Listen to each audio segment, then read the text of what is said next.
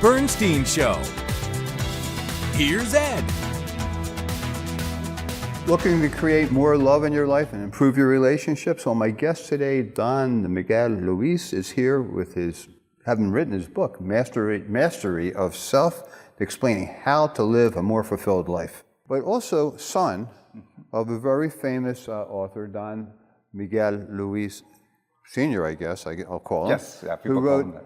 one of the most important books in our generation called The Four Agreements. And you've taken these concepts and even enhanced them and continue them at the same time. I wanted to just talk a moment about the Four Agreements for some of our viewers who may not be familiar with them. Essentially, they're four very simple rules, right?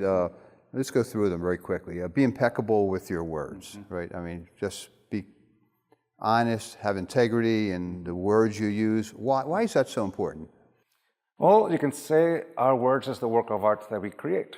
So to be impeccable with the word, if every word is an empty symbol whose definition is subject to our agreement, meaning we give it meaning with our definitions, with our yes, to be impeccable with the word is to be impeccable with ourselves.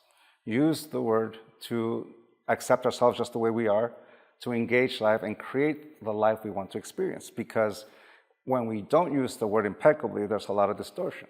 So for me, just to simplify it, the main problem, the main obstacle that the Four Agreements, the book itself,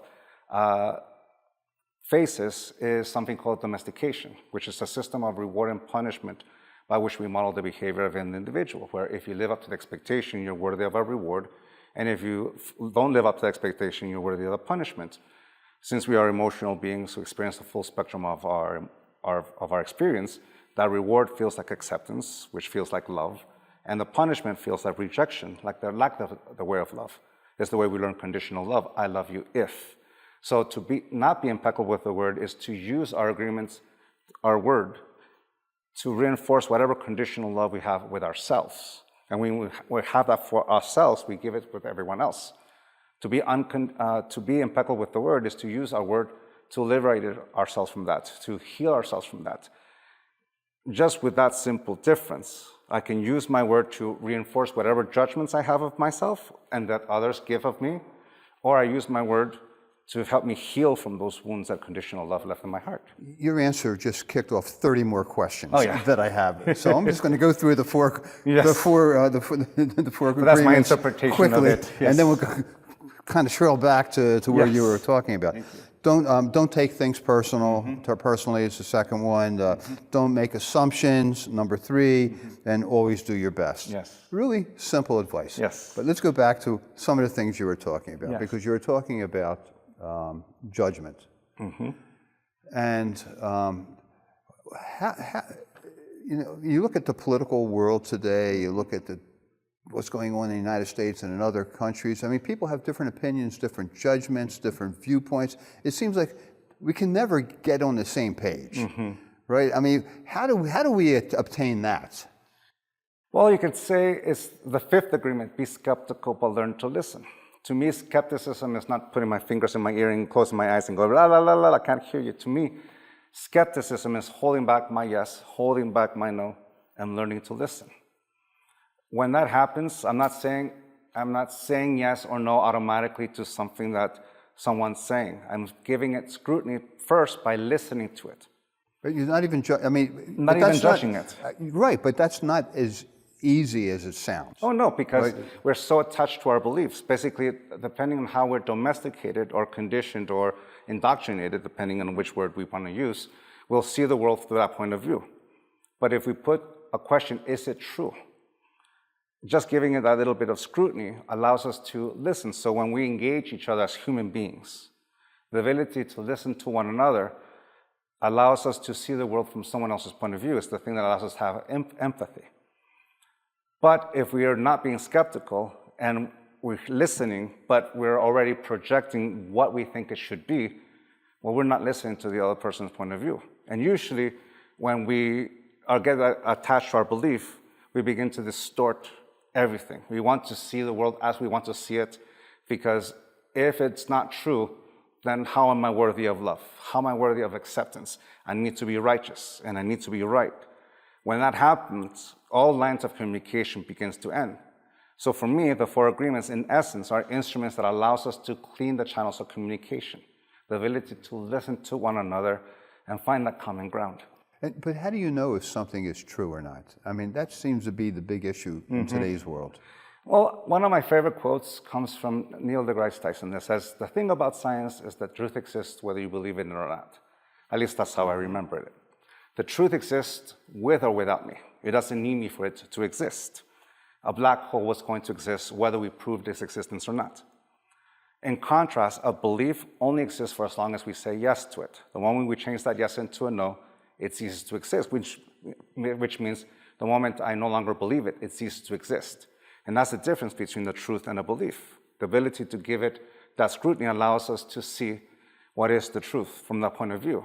And mind you, the truth will always be depending on the point of view of the individual.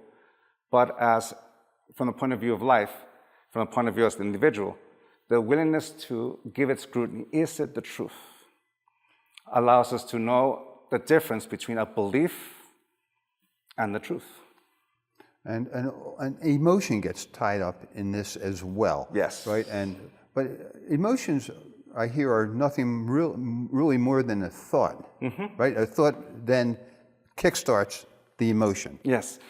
The way I see it, and this is my interpretation, mind you, our emotions are real. What triggers the emotion may not be real, may be real, may not be real. For example, the image I usually have for myself that I share is that when my son was born, I held him in my arms, and I was having this wonderful communion with him. I had this sensation of a father with his newborn son for the first time. I'm holding him, it's just blissful. And you anticipated that beforehand, I assume? Well, it's one of those things, that moment happened. Yeah.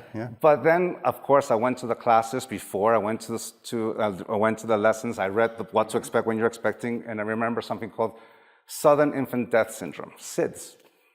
As I'm holding my son, my mind, all of a sudden thought SIDS. And all of a sudden the idea that my son could die at any given moment, I felt a fear like I've never experienced before. Nothing changed in the room. My son is about to turn 20, so he's still alive. So SIDS is not happening in that room at that time. But my mind couldn't tell. The seed of that thought blossomed with fear, and my whole body felt it. My emotion was real because I felt it, but what triggered it wasn't, because my son at that moment was not experiencing SIDS. So were you able to get out of that emotion? Oh yeah, this is when you start doing the work. This is when you start doing the process. Because it took me a long time to not let that fear cripple me. That fear, for as long as I'm a father, there will be there to a certain degree, of course.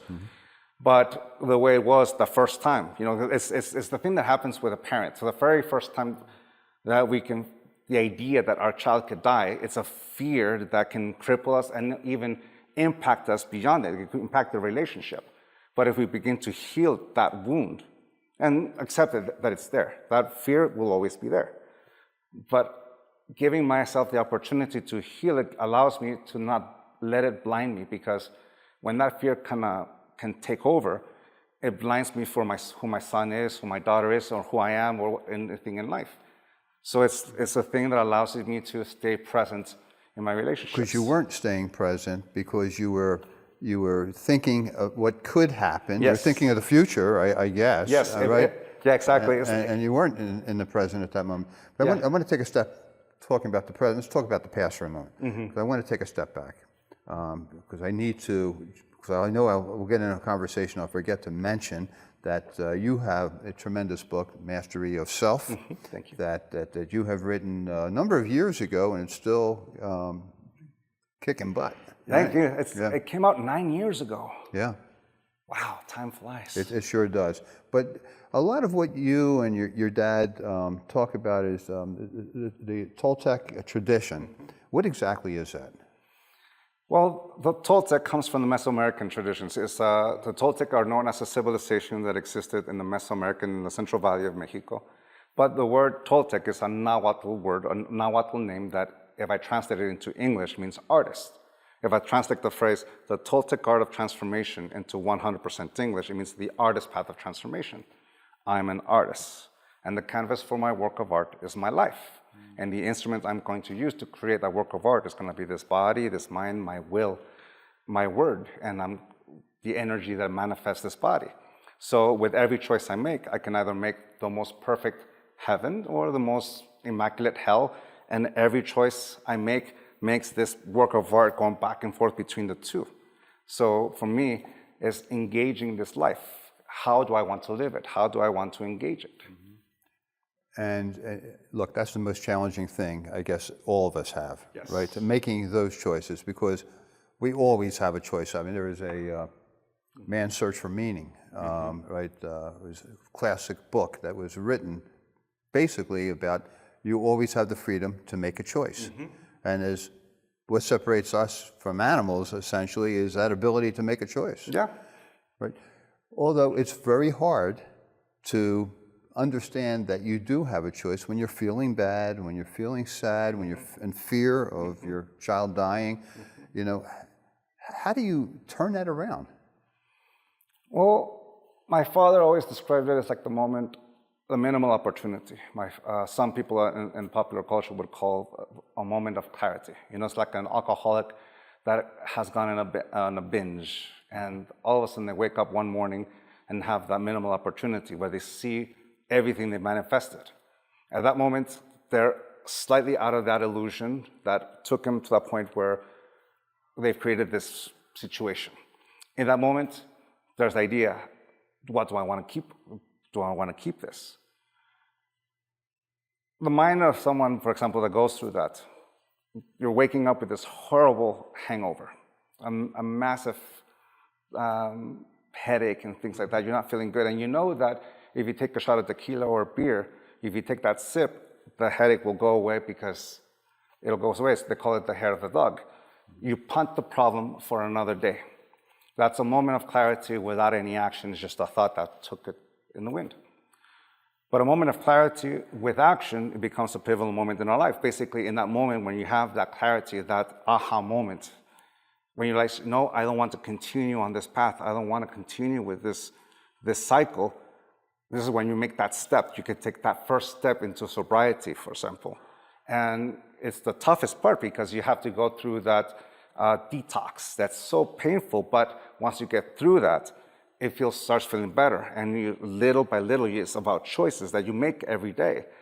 And little by little, that moment of clarity shifted your life in a different direction. So in the book, I used to quote, a moment of clarity without any action is just a thought that passes in the wind. But a moment of clarity followed by action becomes a pivotal moment in our life. That was nice, nice. You mentioned domestication before. Explain what that is. Well, domestication, that was the main problem that the Four Agreements and every single one of the family's books deals with in different facets in our life. Romantic and the mastery of love and romanticism. And myself is who I am. So domestication, my grandmother, during my apprenticeship with her, would ask me, do you control knowledge or does knowledge control you?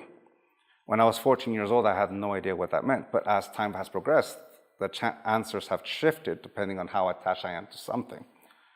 Meaning by that is that when I'm so attached to my beliefs control my choices. I'm not the one creating the work of art that is my life. It's my belief system, my indoctrination, my identity. You're not flexible, you're not open. Exactly. And depending on which level of attachment I'm in, depends on that answer.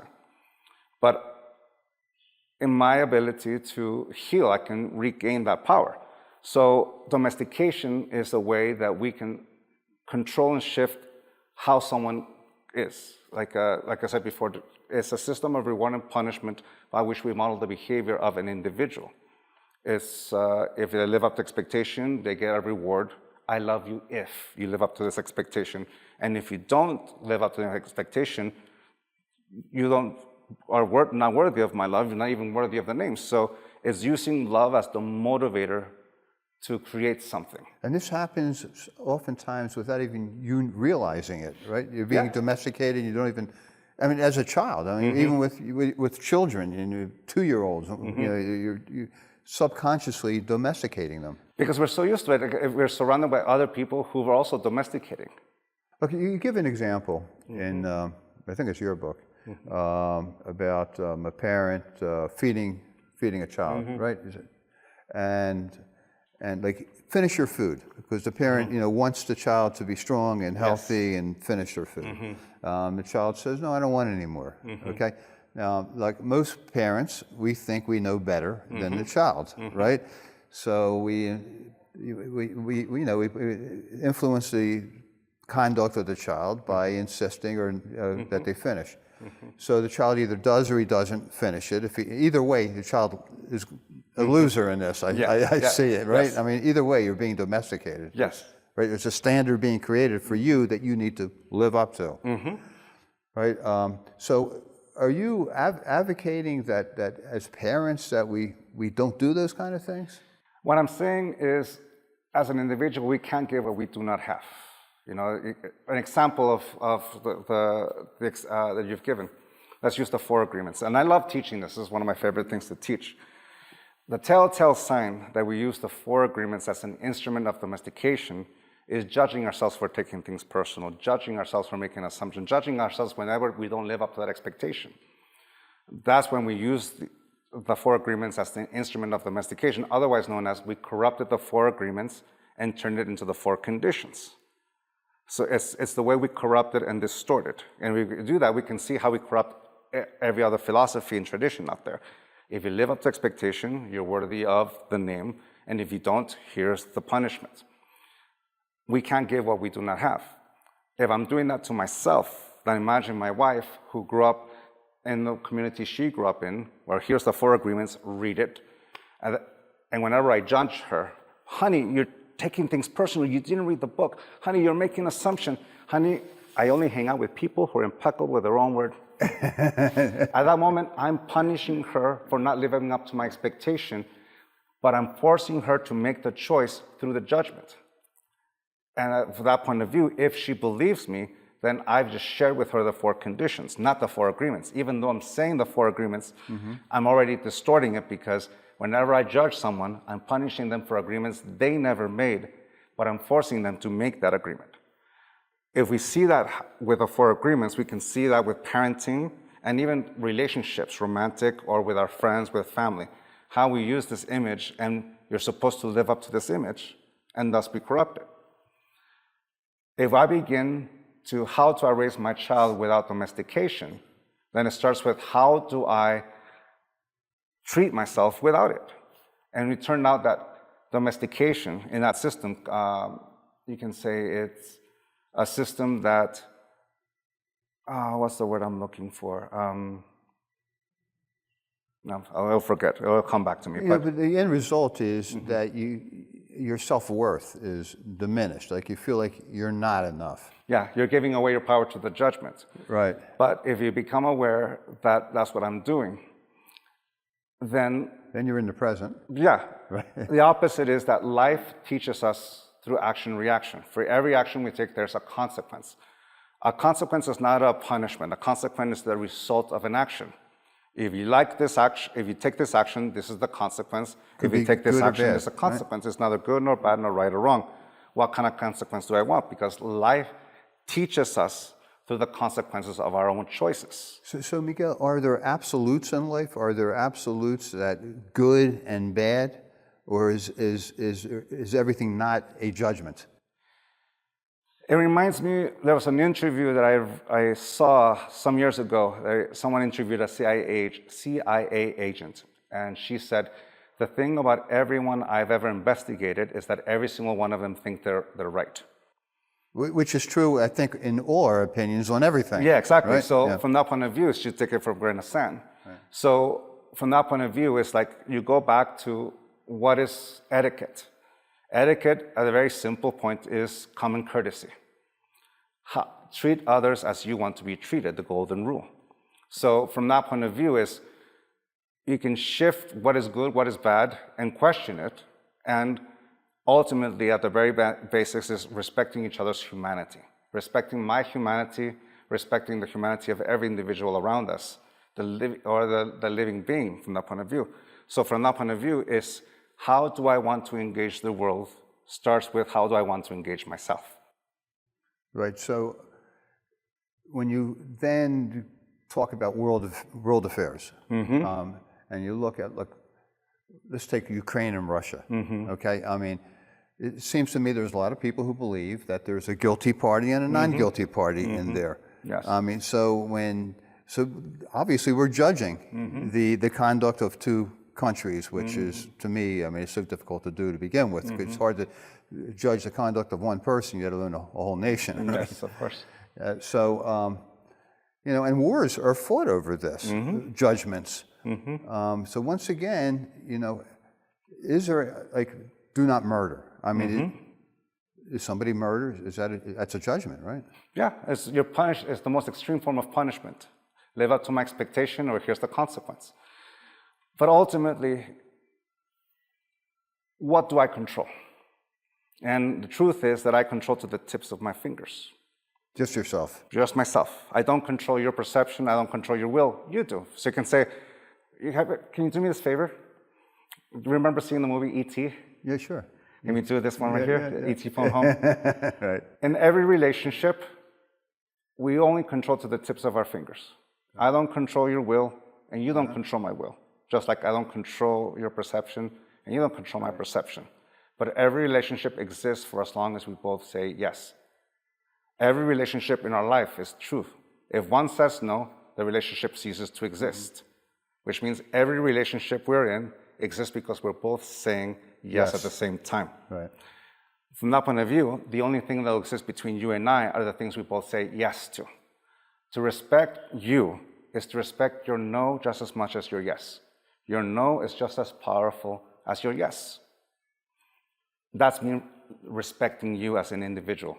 But I can't give what I do not have. In order for me to give you respect, I first learn to respect myself. My no is just as powerful as my yes. It's like saying namaste. In order for me to say the sun in me honors the sun in you, I first learned how to honor my own son. Because here's the thing. I am a member of a community. If I have those 4 conditions for myself, that domestication, then every relationship that I am in is an expression of conditional love because I have conditional love. And from that point of view of conditional love, it's my way or the highway type of situation. It's like we don't listen to anything outside of what we want to hear. But when I begin to heal those wounds, to let go of that conditional love, because the best way to let go of conditional love is to forgive ourselves for ever saying yes to it in the first place. We begin to do that healing. And as I do that healing, my relationship with everyone begins to change because the relationship with me begins to change. So as I do that, I may not control the macro, which is, like... the world. Yeah, exactly. Like, I may not control macroeconomics, but I can be a part of the microeconomics. Okay.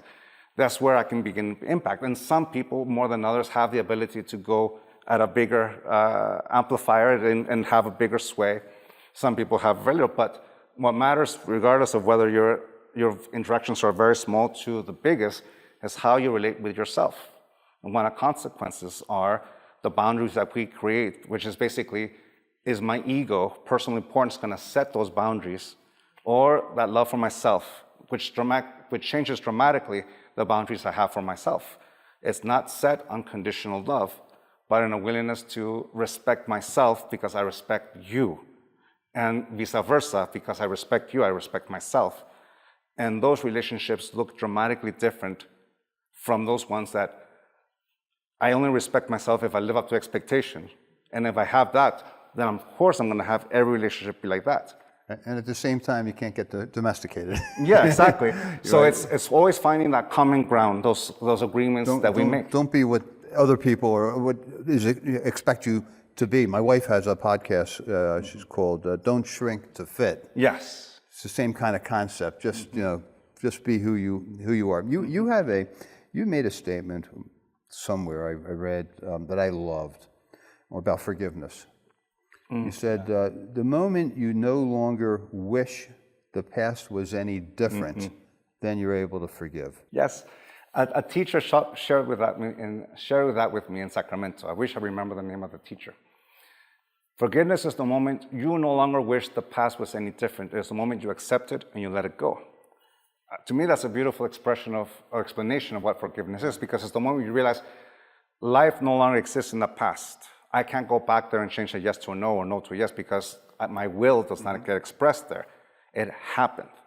So it's a moment where we come to terms with it. I am the result of every single action. Every choice, every consequence has led me to this very point. I am the sum of every decision. But at the same time, I'm the youngest I will ever be. So it's the moment where I accept it happened. To let it go, my brother Jose has this metaphor that I love, explaining that. Imagine that there's a scorpion that stings itself over and over again, administering to itself the emotional poison that it meant for someone else. And it stings itself over and over and over until the day that the scorpion decides to no longer sting itself anymore. There's a lot of people who tell me, scorpions don't do that. One person told me they do, but let's go with the majority. Right.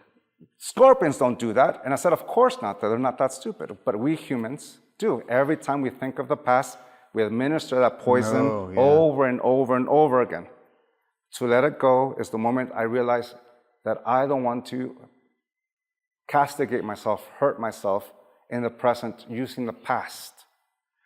So to let go is the moment I no longer use the past to hurt me in the present. And it's how we started this conversation. It's nothing more than a thought. Yeah. The past, right? Mm-hmm. As well as the future. Yeah. Nothing more than a thought. Yeah, exactly. And some people, like, what I've been told is like, well, isn't that condoning the actions?